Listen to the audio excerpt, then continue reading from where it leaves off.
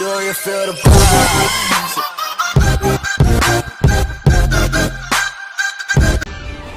Humarap si Pangulong Ferdinand Bongbong Marcos Jr. sa business community sa USA sa kanyang ikalawang araw ng kanyang working visit sa New York City. Isang araw bago ang kanyang nakatakdang talumpati sa United Nations. Sinuyo ni Pangulong BBM ang business sector sa Estados Unidos. Ayon sa Pangulo ay makikinabang ang mga negosyanteng mamumuhunan sa Pilipinas, lalo na't tiwala siya na naabot na ng bansa ang upper middle income status sa loob lamang ng ilang taon. Dahil sa mga ipinapatupad na polisiya ng pamahalaan, ani ay pabor ito sa mga foreign investors. Ginawa ng Pangulo ang pahayag sa isang business forum sa New York Stock Exchange. Kaya naman, narito ang full video. Panoorin natin. Kung bago ka pa lang sa aking channel ay mag-subscribe ka na. Manatili lamang para sa full video.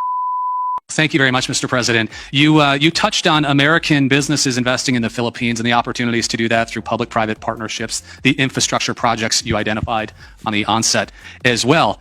But as we look at the population and we look at the economy, it's young, it's dynamic, it's tech-focused, it has high English language fluency, it's ripe for investment. What is your message to investors in this room, those watching us from around the world, for how to invest in this next generation of Philippine companies that one day, selfishly, we hope will come here to the New York Stock Exchange to raise capital and to grow and expand and even do more things? What is your message to them, Mr. President? Well, to achieve exactly what you are saying, at least to begin with.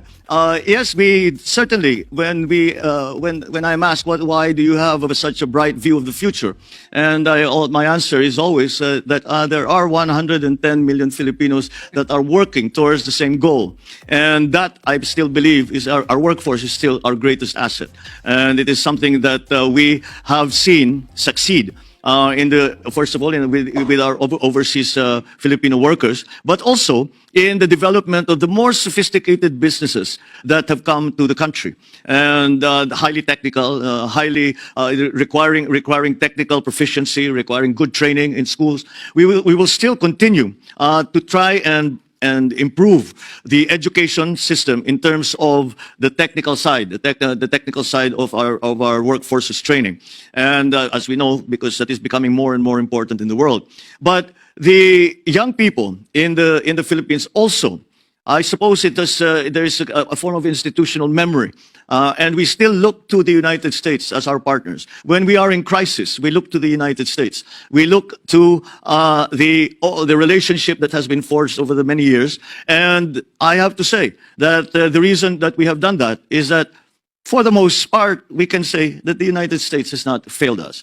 That sentiment remains in our young men and women. That sentiment remains and will, I think, be further fostered if we are able to show some successes, at least immediately. We show some immediate successes in this partnership, and that will galvanize our young people to continue to work in that direction. That, I think, is something that will come naturally if we are able to do all of the things that we are hoping to do to transform the economy, to adjust now. We are, I believe, the youngest country in Asia. And with the graying of other countries around the region, this gives us an advantage in terms of, I suppose, the population dividend. It has been referred to before. It gives us an advantage in terms of the population dividend, and they are ready to take up the cudgels. They are ready to work for the country. They are ready to do what needs to be done to bring the country forward. And I feel confident in saying that because in the last election, it was the young people who drove forward the idea that we must continue to invest in our young people. We must continue to train them properly. We must continue to make them competitive anywhere in the world, but most hopefully in the Philippines with our partners and with our allies.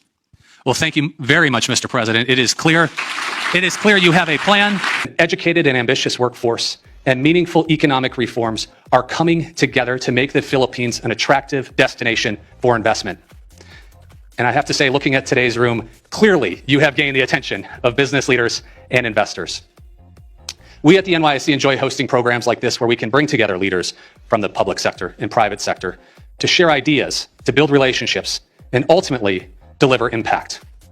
And with today's program, I am confident that we will further strengthen an already great partnership between our markets, between our businesses, between our people, and ultimately between our countries. To begin our program, I have the pleasure of introducing Sabine Aboitiz, who is CEO of Aboitiz Group, and importantly, leader of President Marcos's Private Sector Advisory Council. Please join me in offering him a very warm welcome.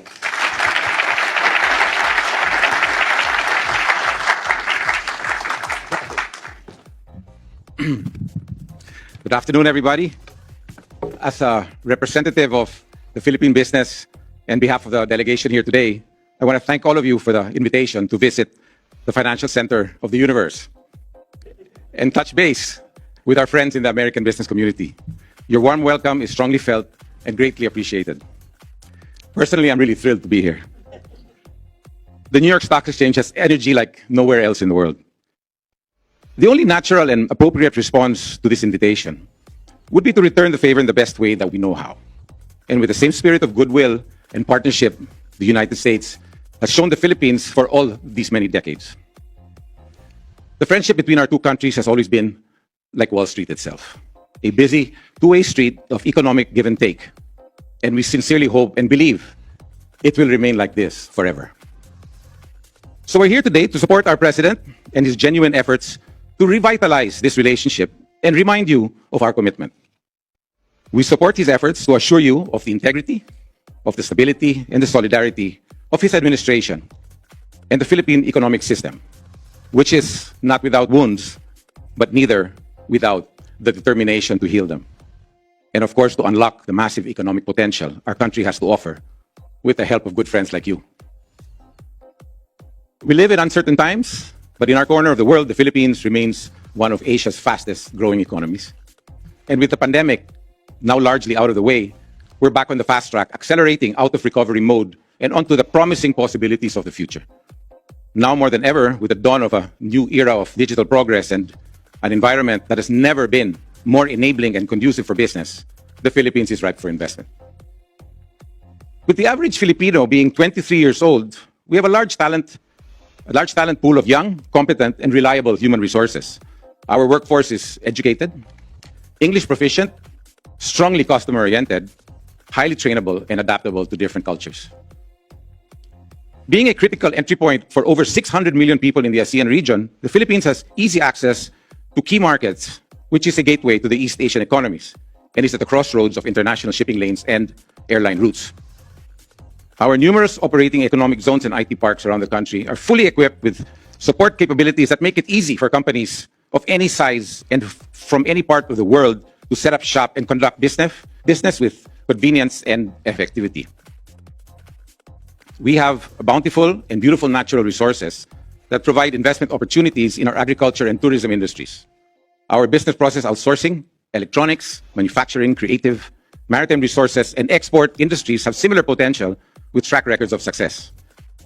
And with a strong private-public partnership, we are aggressively building the critical infrastructure needed to support all our industries and enable businesses to grow and thrive on a globally competitive scale.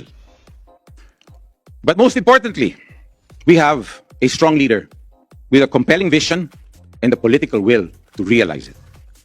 With a unified support of our Congress and the Filipino people, the new Marcos administration is taking a whole of government and nation approach to deliver on its promise to transform our economy.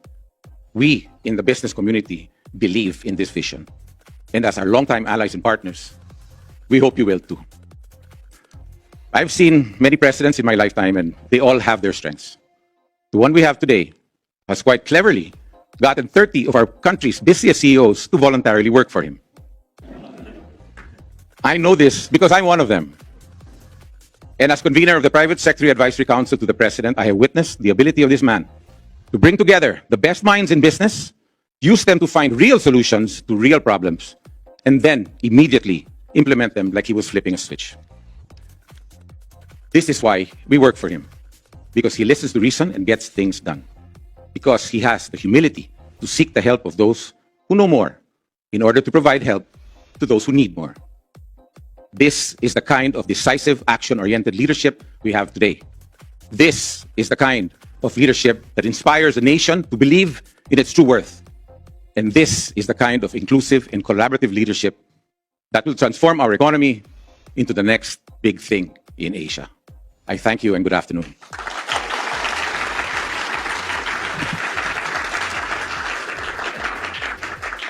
And on that note, I'd like to introduce the Secretary of Finance, Secretary Diokno, to introduce the President.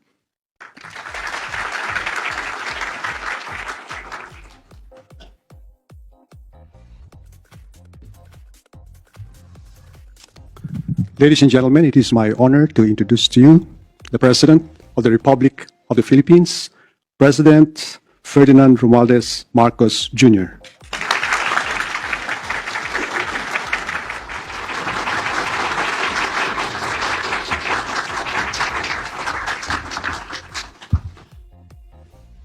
Please be seated. Thank you, Secretary Ben Diokno, all the members of the Cabinet of the Philippines, Mr. John Tuttle, the Vice Chairman of the New York Stock Exchange, and for those kind words from Mr. Sabin Aboites, the convener of the Private Sector Advisory Council. We have also with us the Speaker of the House, House Speaker Ferdinand Martin Romualdez, and our ambassador to the United States, Ambassador Jose Manuel Romualdez. Also with us is our permanent ambassador to the UN, Ambassador Antonio Lagdameo Sr. And I would be remiss if I did not, of course, include in my greetings the First Lady, Lisa Araneta Marcos. Distinguished guests here today, ladies and gentlemen, good afternoon.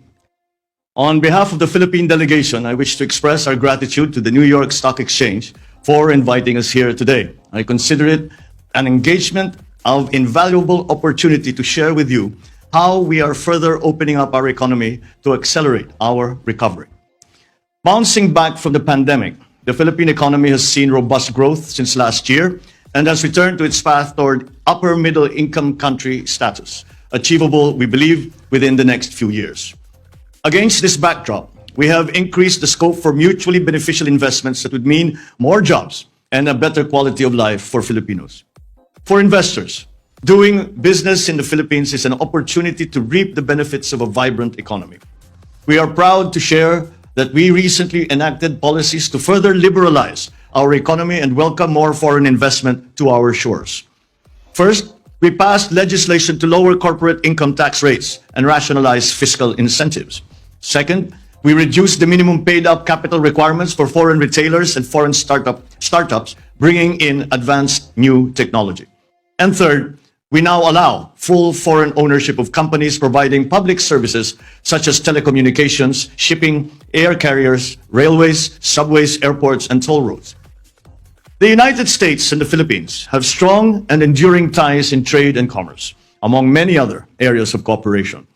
The US is our third largest trading partner and second major source of foreign direct investment applications in 2021.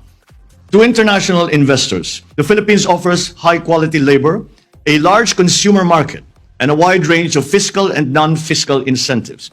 At the same time, we remain committed to maintaining sound macroeconomic fundamentals, providing a clear development roadmap.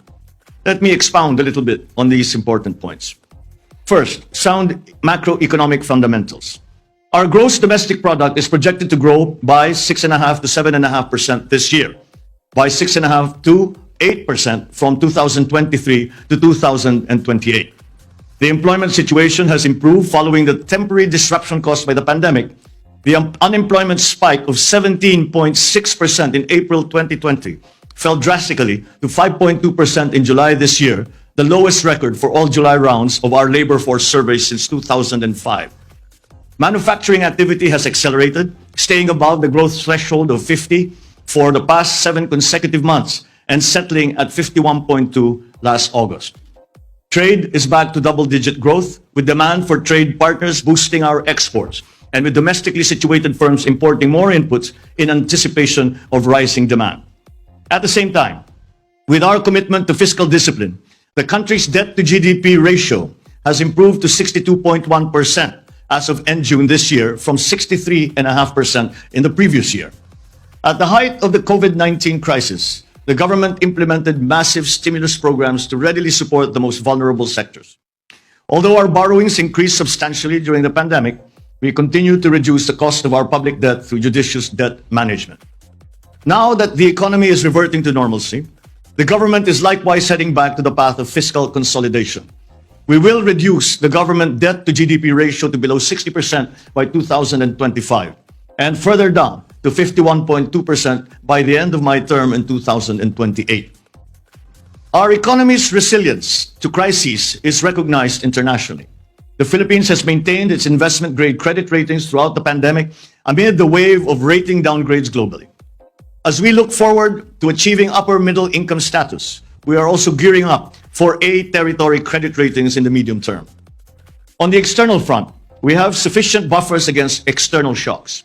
Supported by steady inflows of overseas Filipino remittances, receipts from business processing, outsourcing, and foreign direct investment, our gross international reserves stood at $99 billion as of end August, equivalent to 8.3 months of import cover. This remains more than sufficient to cover the economy's foreign exchange needs. Moving on to my second point, our economic development roadmap.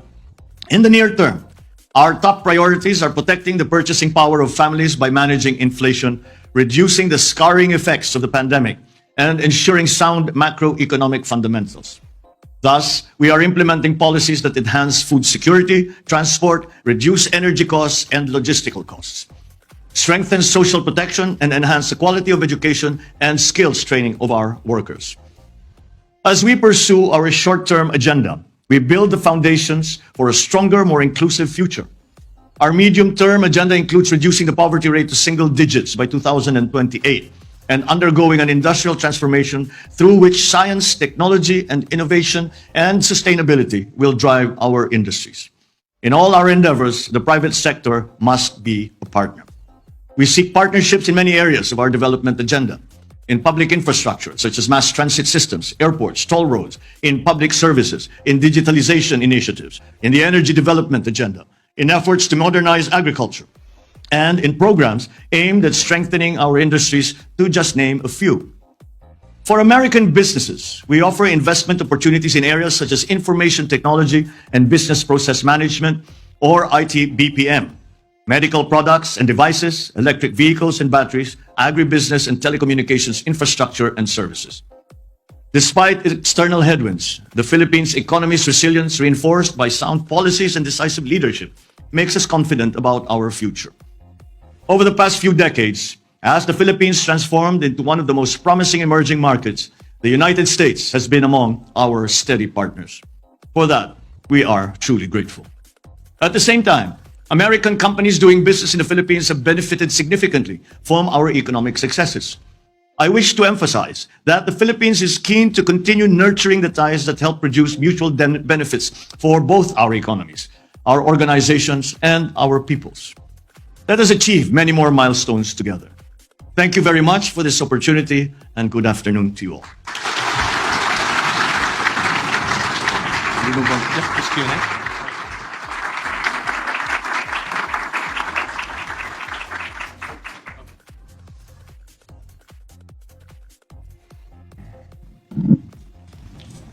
Well, thank you very much, Mr. President, for your remarks and obvious support of investment in the Philippines. In your speech, you discussed the fact that the Philippines is now allowing full foreign direct ownership in companies providing public infrastructure. How important is foreign direct investment into achieving those economic plans of yours, Mr. President? Well, it is. It should be on.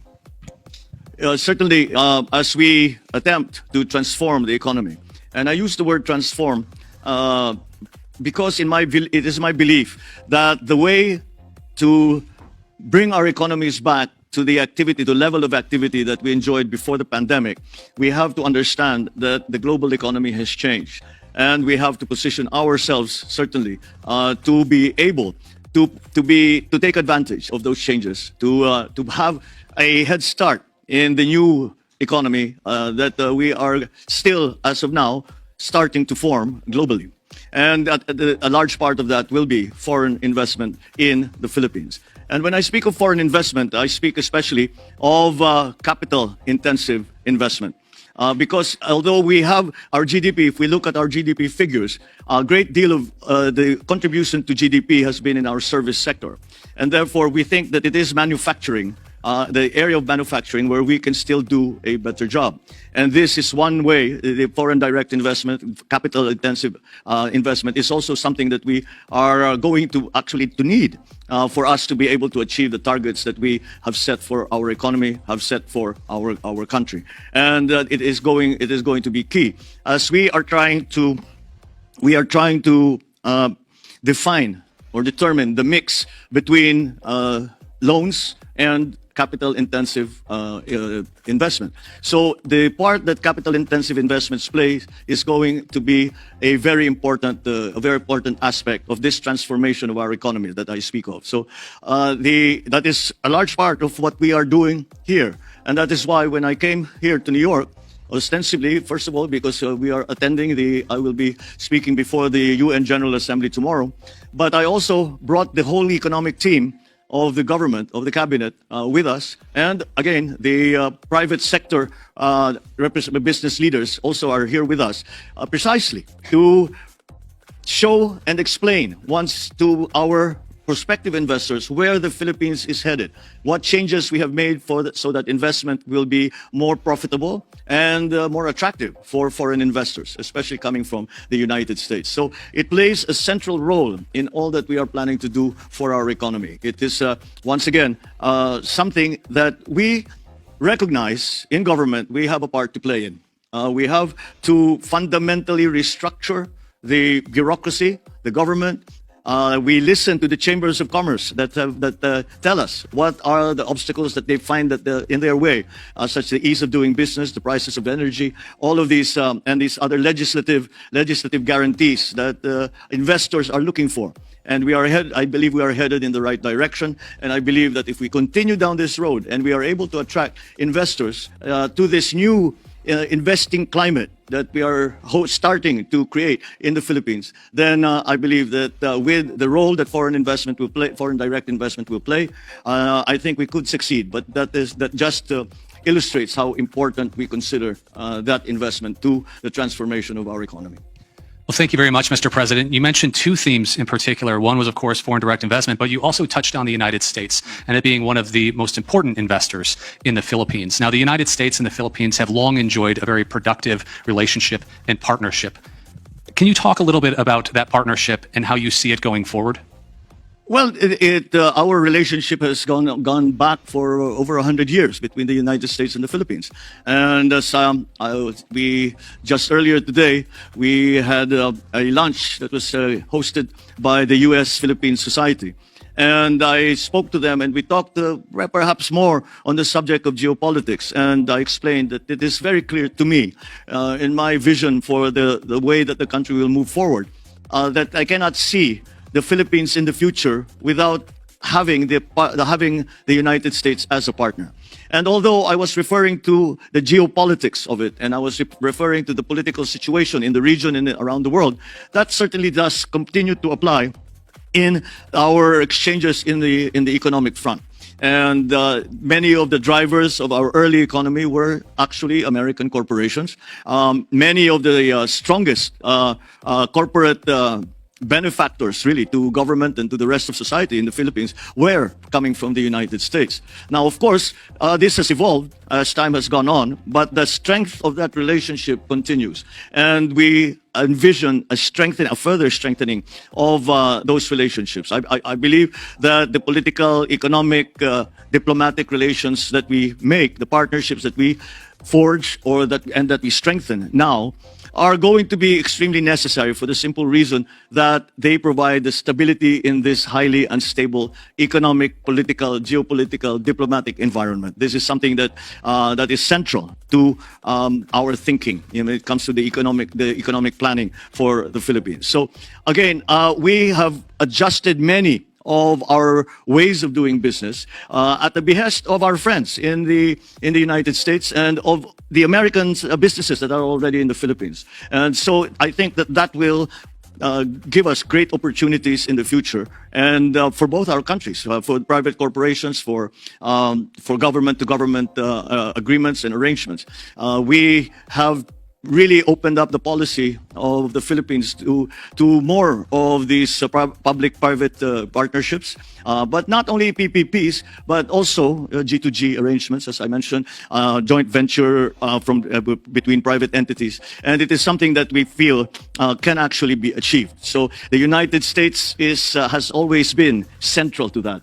I cannot overstate really the role that the United States has played in the Philippines in every aspect of our lives, and so this is just a continuing evolution and I believe strengthening of that relationship between the United States and the Philippines, and we are driven together in many ways by forces that exist now in the world, and that I think is something that that we certainly in the Philippines, and I think not in the United States either, that we are resistant to. So it is something that I can see as becoming stronger and becoming more robust as we work together towards exploiting properly the new global economy.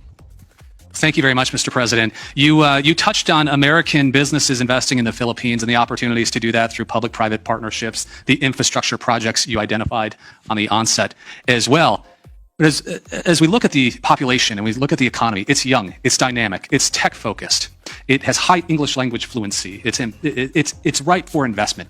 What is your message to investors in this room, those watching us from around the world, for how to invest in this next generation of Philippine companies that one day, selfishly, we hope will come here to the New York Stock Exchange to raise capital and to grow and expand and even do more things? What is your message to them, Mr. President?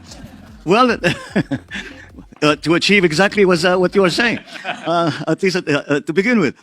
Yes, we certainly, when I'm asked why do you have such a bright view of the future, and my answer is always that there are 110 million Filipinos that are working towards the same goal, and that I still believe is our workforce is still our greatest asset, and it is something that we have seen succeed.